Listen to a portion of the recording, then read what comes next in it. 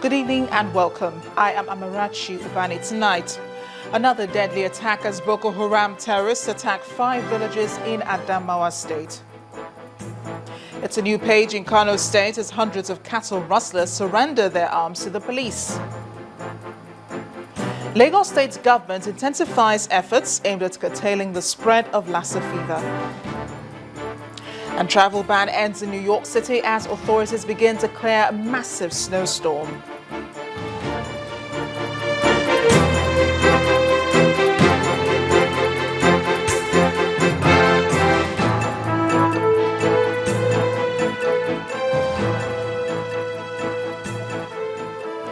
There's been a deadly attack in Adamawa state as suspected Boko Haram militants raided 5 villages, leaving about 15 people dead. Now, this attack comes just as the President, Muhammadu Buhari, said the war on Boko Haram has been significantly won and gave assurances that everything possible will be done to keep the terrorists away from reclaimed villages. Eyewitnesses say that about 300 suspected terrorists carried out the attack. Mr. Phineas Alicia, a community leader in the area, told Channels Television that leaders of the community acting on information had told security operatives that such an attack was in the offing before the insurgents struck.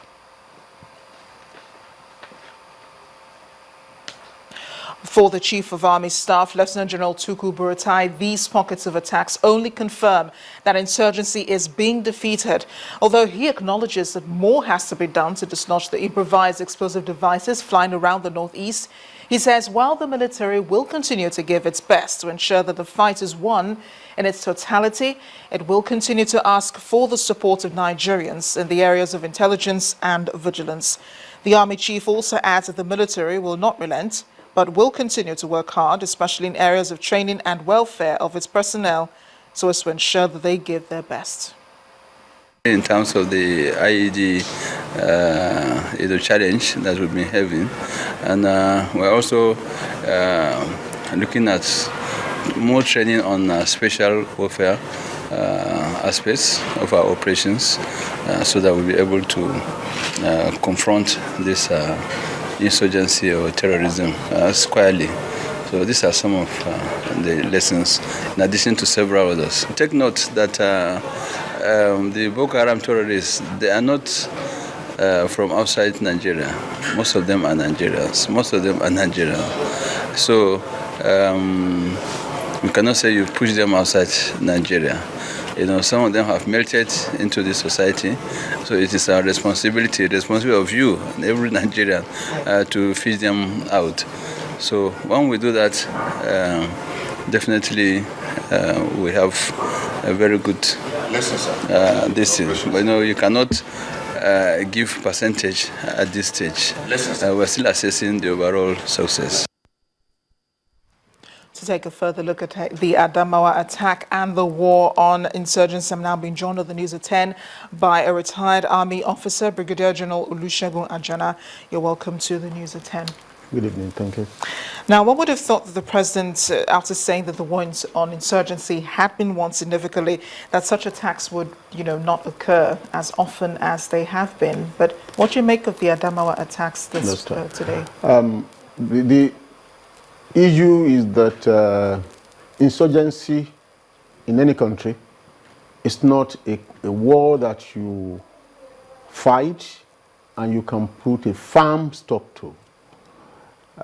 Usually because of the way it happens, and particularly in the type of war we have been involved in Nigeria, it is our own nationals and possibly the citizens of the areas that are being attacked are also involved.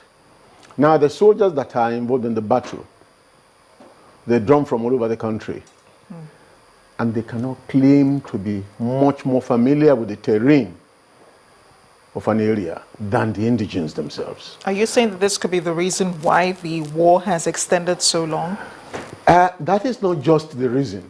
The reason is that the indigenes of the areas themselves are involved in the war. And this type of surprise attack that we got in Adamawa is not too surprising to me, because a few months back, I had predicted that even though we had a December deadline, it would be the December deadline will be the end of the battle in the field, but may not necessarily be the end of the war. So a lot of analysts have said this is not a conventional war. So how do you fight a non-conventional war like this? The truth of the case is that we do not, we cannot put our fingers on a particular time to end a war of this nature. No, how do you fight it? How do you fight it? It has to be a continuous effort. And maybe emphasis will now also shift to the general populace. The people are supposed to be well educated in the ways to recognize these insurgents, to know how to tackle them, and to probably help in reporting unusual movements to the security authorities. This will help in no small measure in putting an end to the insurgency. It was just yesterday that we saw the police hoisting flags in the Nigerian flag in some of the villages that were reclaimed by Boko Haram. You think this helps to build some confidence in people? And does it really help to bring peace to the northeast? Is that one of the quickest ways to restore normalcy to the area? To some extent. The people are already involved. I've seen that in some of the villages they have hunters getting together, trying to protect, and I think the government should also encourage this to happen more and more. It is the best way to check this type of development. As far as I can possibly say, it is not going to be possible to say that the army will remain firmly in some areas as much as people want them to, because at any time, once this type of problem starts, it's not going to be something that anybody can put a stop to immediately. We will continue to fight. We will continue to fight and fight and fight. And it's not going to be by 2015 or 2016, so time it will end. It's something that has gone on for too long a time, and indoctrination has already been involved. Boko Haram had already indoctrinated a number of people, and the process of trying to get the people to think in a different way and to look at religion from a different point of view is not something that can be done overnight. It's going to take some time. And those of them who had already been poisoned, as the command and arrangement of the Boko Haram had been degraded on the ground, they will continue to infiltrate into the people, and they constitute danger.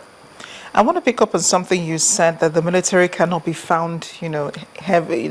Military presence cannot be found in some areas more than others. But how can the military and the police successfully monitor these areas that have been reclaimed so that Boko Haram militants do not come back and reclaim those territories? I agree with you.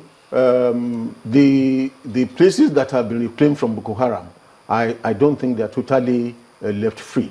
The military is there, and they are still holding the ground. And of course, because the Boko Haram thing had been defeated in terms of structure, they may remain in the place for quite a long time to come. But I am only saying that even in spite of this, surprises like we've just had recently in Adamawa may not be too far-fetched. They may continue to occur, but once we get the population involved in identifying, in reporting, and in reacting, we will get to the end of it. Brigadier General Olusegun Ajana, thank you so much for joining us on the News at 10. Thank you. Now, human rights lawyer Mr. Femi Falana is asking the International Criminal Court to investigate allegations of crimes against humanity said to have been committed against the Nigerian people by some former and serving military officers, as well as public officials and private persons.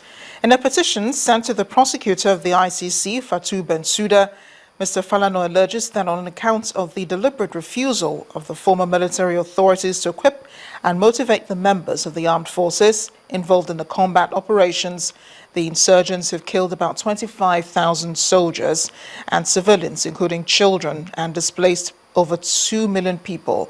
Speaking on behalf of a firm of civil rights lawyers based in Lagos, Mr. Falana is asking the ICC to urgently commence an investigation into the allegations of the criminal diversion of security funds of $2.1 billion and 643 billion naira by suspected perpetrators. This is with the view to determining whether it amounts to crimes against humanity within the court's jurisdiction.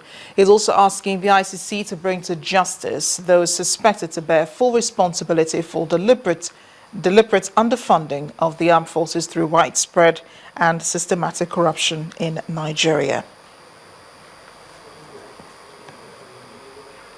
In part two, after the break, I will be joined by the Lagos State Health Commissioner, Dr. Jide Idris, to bring us updates on the battle against Lassa fever. Please stay with us.